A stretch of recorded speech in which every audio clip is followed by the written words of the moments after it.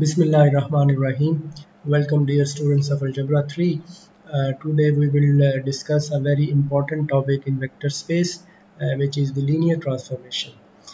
In this lecture we will define linear transformation in the Euclidean space Rn and then in the next lecture we will generalize this idea to a general vector space. तो इस lecture में हम देखेंगे कि linear transformation और matrix transformation के दरमियान क्या रिलेशनशिप है। सबसे पहले हम मैट्रिक्स ट्रांसफॉर्मेशन को डिफाइन करते हैं। तो suppose we have an m cross n matrix, then the transformation T which is induced by this matrix A is a mapping from the Rn to Rn, and we will define this mapping as T A of x is equal to ax for all x in R।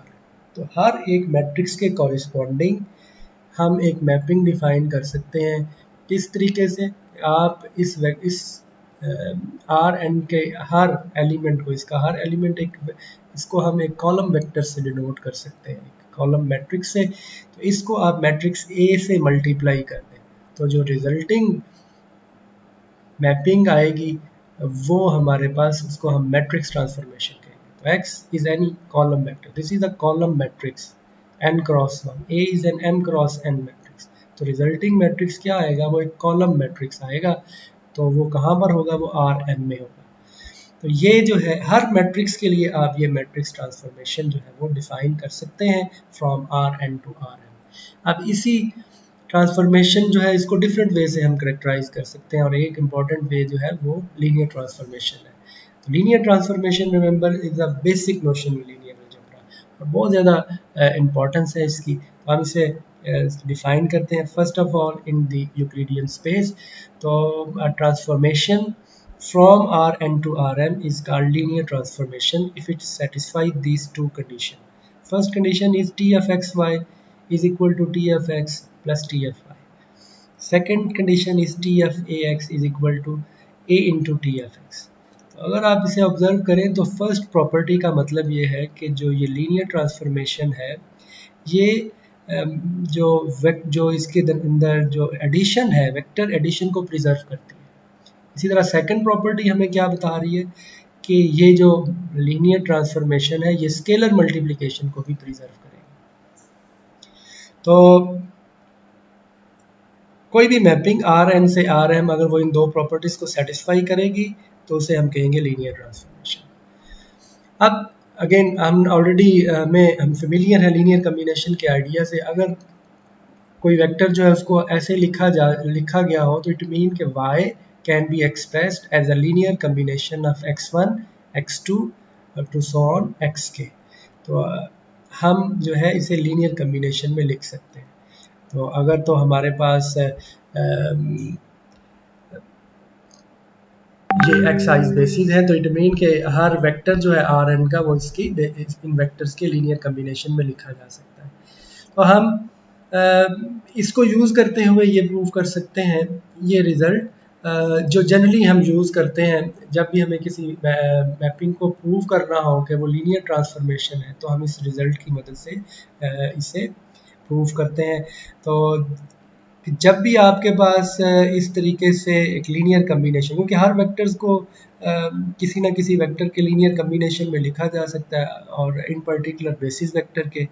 तो अब तो अगर हम linear transformation की definition apply करें तो first step में आप, क्योंकि ये अंडर एडिशन जो वेक्टर एडिशन है वो प्रिजर्व रहती है, तो इसको आप सेपरेट कर सकते हैं। और उसके बाद क्योंकि स्केलर मल्टीप्लिकेशन भी प्रिजर्व रहती है तो आप इसको ऐसे लिख सकते हैं। तो दिस कंडीशन विल होल्ड। तो अगर कोई मैपिंग लीनियर ट्रांसफॉर्मेशन है तो हर लीनियर कम्बिनेशन जो है उसको आप उसका अगर इमेज निकाल लें तो उसे हम ऐसे लिख सकते हैं। तो ये जो है this result we will use repeatedly in example. जब आप एग्जांपल्स को प्रूव करेंगे कि बताएं कि ये लीनियर ट्रांसफॉर्मेशन है तो उसको इसकी मदद से हम इसे प्रूव करेंगे।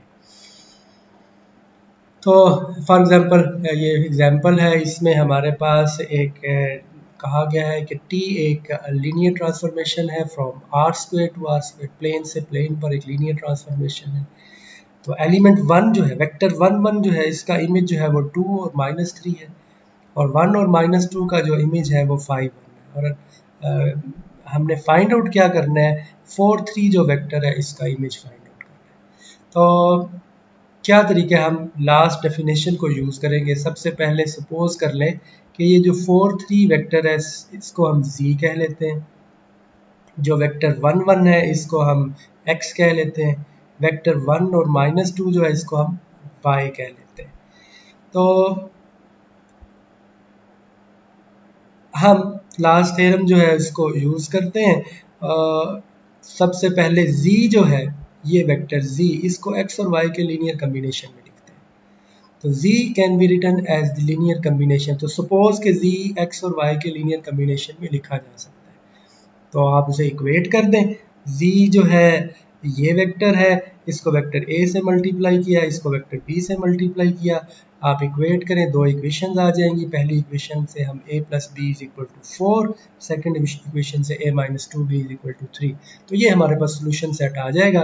a की वैल्यू 11/3 है, b की वैल्यू 1/3 है, तो यहाँ से z की वैल्यू आ जाएगी 11/3x प्लस 1/3y। अब थ्योरम 2.61 यूज करें तो T of z will be equal to T of A X plus B Y, और वहाँ पर a और b की वैल्यू पुट करें तो ये हमारे पास टी ऑफ x जो है this is equal to 2 minus 3, ये वैल्यू रिप्लेस करें, टी ऑफ y की वैल्यू रिप्लेस करें, और हमारे पास टी ऑफ z जो है ये हम एवेल्यूएट कर लेंगे। तो ये एक वे है। आप किस तरीके से, आप देखें कि जब भी हमारे पास इस तरीके से हमें कहा जाए कि दो वेक्टर्स गिवन हो और तीसरे वेक्टर को अगर हमने फाइंड आउट करना हो तो हम उस वेक्टर को बाकी वेक्टर्स के लीनियर कम्बिनेशन में लिखेंगे, और वहाँ से आप लीनियर ट्रांसफॉर्मेशन की डेफिनेशन को यूज़ करते हुए उस एलिमेंट का इमेज निकालेंगे। एग्जाम्पल 2.6.2 जो है ये इसमें हमने मैट्रिक्स ट्रांसफॉर्मेशन, ये एग्जांपल है लीनियर ट्रांसफॉर्मेशन की सबसे बेसिक एग्जांपल जो ही मैट्रिक्स ट्रांसफॉर्मेशन है। अगर हमारे पास m क्रॉस n मैट्रिक्स हो तो every matrix transformation is a linear transformation. अब मैट्रिक्स ट्रांसफॉर्मेशन क्या है कि टी ए ऑफ एक्स को हम कैसे डिफाइन करेंगे कि ए को मैट्रिक्स एक्स से मल्टीप्लाई कर देंगे। थ्योरम 2.2 जो है उसको हम यूज़ करेंगे। तो पहली चीज़ क्या है कि ये एडिशन को प्रिजर्व करती है, टी ए ऑफ एक्स, ये डेफिनेशन हम अप्लाई कर रहे हैं लीनियर ट्रांसफॉर्मेशन की। By definition this is equal to matrix A multiply by X plus Y, ये मैट्रिक्स में है। अब एक्स प्लस वाई जो है ये भी एक मैट्रिक्स है, कॉलम मैट्रिक्स है आर एन में, ये भी एक कॉलम मैट्रिक्स है। इन दोनों को जब ऐड करेंगे अगेन आप आर एन में ही रहेंगे, लेकिन जब आपने ए को एक्स से मल्टीप्लाई किया तो आप इसे ऐसे लिख सकते हैं ए एक्स प्लस ए वाई। तो एडिटिव प्रॉपर्टी जो है वो मैट्रिसेस में होल्ड करती है।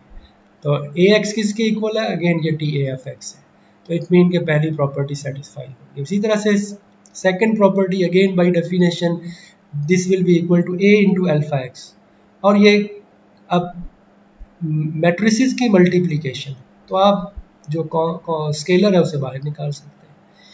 तो ये इट मीन के ये जो मैट्रिक्स ट्रांसफॉर्मेशन है ये स्केलर मल्टीप्लिकेशन को भी प्रिजर्व करती है। तो ये दोनों प्रॉपर्टी सेटिस्फाई होगी, इट मीन के matrix transformation is a linear transformation. Every matrix transformation is a linear transformation.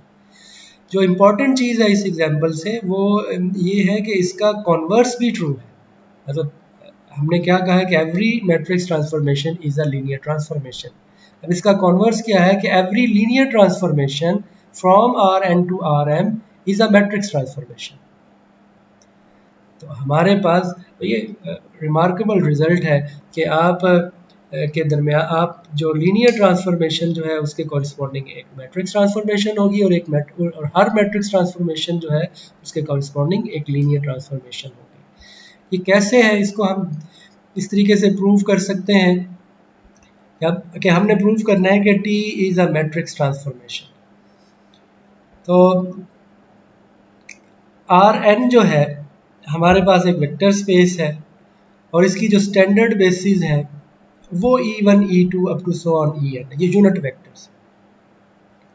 अब क्योंकि ये बेसिस है, हर एक वेक्टर जो है उसे इन वेक्टर्स के लीनियर कम्बिनेशन में लिख सकते हैं। तो x can be written as a linear combination of these basic vectors. अब t क्योंकि लीनियर ट्रांसफॉर्मेशन है, आप t को अप्लाई करें, ये लीनियर कम्बिनेशन है, इसको आप बाहर निकाल लें, x1 विल कम आउटसाइड, इसको आप ऐसे लिख सकते हैं।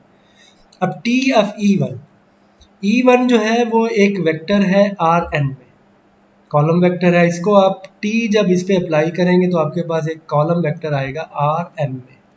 इसी तरह से टी एफ ई टू भी एक कॉलम वेक्टर है आर एम में, और इसी तरह टी एफ ई एन भी एक कॉलम वेक्टर है आर एम में। अगर आप इनको कंबाइन कर लें तो एक मैट्रिक्स फॉर्म करें जिसकी पहला कॉलम जो है वो टी एफ ई वन है, दूसरा कॉलम जो है वो टी एफ ई टू है, क्योंकि ये सारे कॉलम वेक्टर हैं, ये एम क्रॉस वन जो है वो ये हमारे पास कॉलम वेक्टर है। इसी तरह से टी एफ ई एन जो है वो इसका, तो ये हमारे पास टोटल कितने कॉलम आ जाएंगे, ये हमारे पास m कॉलम आ जाएंगे, क्योंकि हमारे पास ये सारे के सारे जो है ये आर एम में हमारे पास वेक्टर्स हैं। तो इस मैट्रिक्स जो है T F E one is a column vector in R M.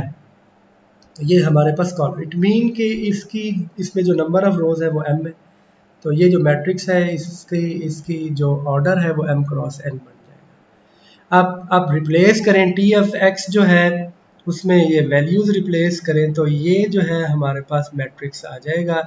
इस मैट्रिक्स को आप इस मैट्रिक्स से मल्टीप्लाई करें तो हमारे पास मैट्रिक्स है। अब देखें, अगर टी एफ ई वन को एक्स वन से मल्टीप्लाई करें ये फर्स्ट एंट्री आ जाएगी, ये टी एफ ई टू को एक्स टू से मल्टीप्लाई करें सेकंड एंट्री आ जाएगी।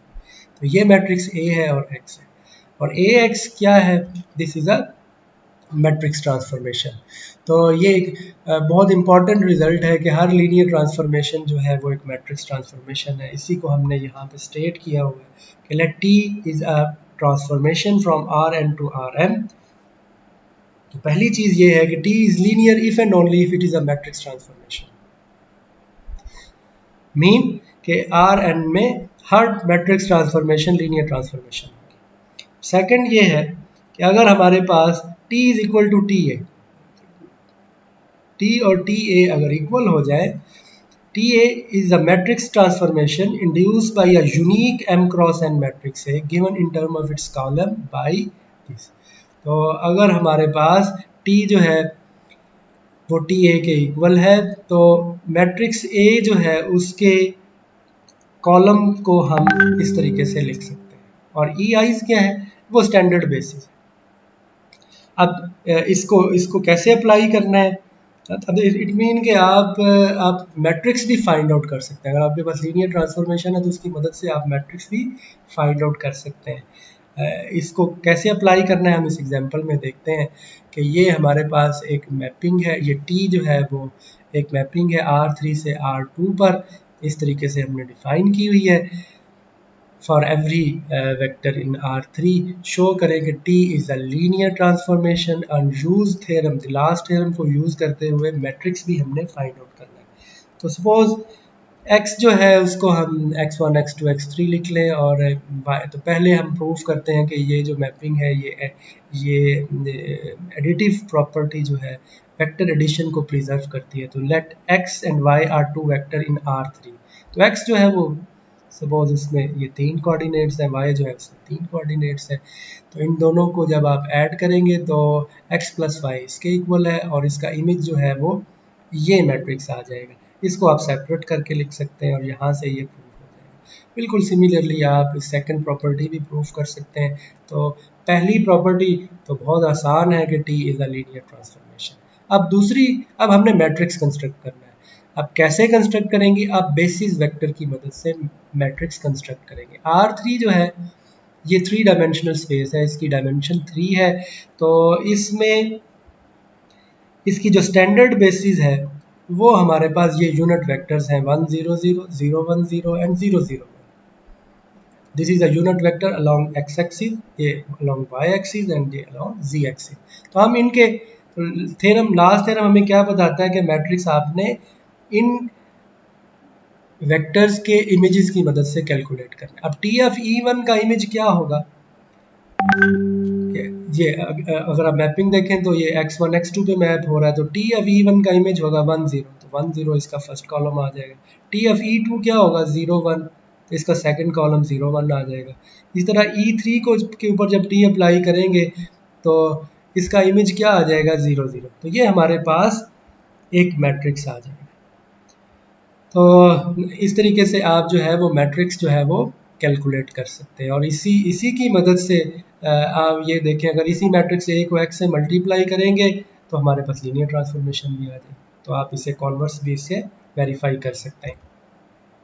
एक और एग्जांपल है, इसमें हमने एक मैपिंग ली हुई है from R square to R square which is defined by the reflection. ये हमारे पास लाइन है y is equal to X, तो हमारे पास वेक्टर है ये एक्स वाई, इसका इमेज जो है ये इसको हम रिफ्लेक्ट कर रहे हैं अलोंग दिस लाइन, तो रिफ्लेक्शन से ये पॉइंट क्या बन जाएगा वाई एक्स, तो पॉइंट एक्स जो है वो वाई बन जाएगा और वाई जो है वो एक्स बन जाएगा। तो इसकी मिरर रिफ्लेक्शन है ये। तो इसको तो ये हम इस यहाँ पे मैपिंग डिफाइन कर सकते हैं कि रिफ्लेक्शन जो है उसकी मदद से कि ये Q1 is a mapping which is defined by this. अब यहाँ पर आप प्रॉपर्टीज़ को सेटिस्फाई करें, this is a linear transformation, और इसका मैट्रिक्स कैसे फाइंड आउट करेंगे, उसी तरीके से थ्योरम जो हमने लास्ट स्टेट किया था 2.6.2 उसको अप्लाई करें। तो आर स्क्वायर में जो यूनिट वेक्टर्स हैं वो E1 और E2। अब इनके इमेजेस निकाल लें तो टी ऑफ E1 किसके इक्वल होगा, वो 0 1 के इक्वल होगा, और टी ऑफ E2 किसके इक्वल होगा, वो 1 0 के इक्वल होगा।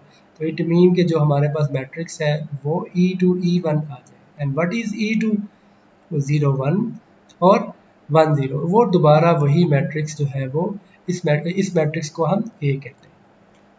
तो इस तरीके से आप आपके पास अगर डिफरेंट ट्रांसफॉर्मेशन हो तो उसकी मदद से, लीनियर ट्रांसफॉर्मेशन हो तो आप उसकी मदद से मैट्रिक्स जो है वो फाइंड आउट कर सकते हैं। और किस तरीके से आप जो है जो स्टैंडर्ड हमारे पास बेसिस वेक्टर है उनकी मदद से आप वो मैट्रिक्स फाइंड आउट करेंगे। ये होमवर्क है, आपने इन एग्जांपल्स में शो करना है कि टी जो है वो लीनियर है, और थ्योरम 2.6.2 को यूज़ करते हुए मैट्रिक्स फाइंड आउट करना है corresponding to this linear transformation. इसी तरह एक्सरसाइज 2.6.4 में। और आज के लेक्चर में यही कुछ है।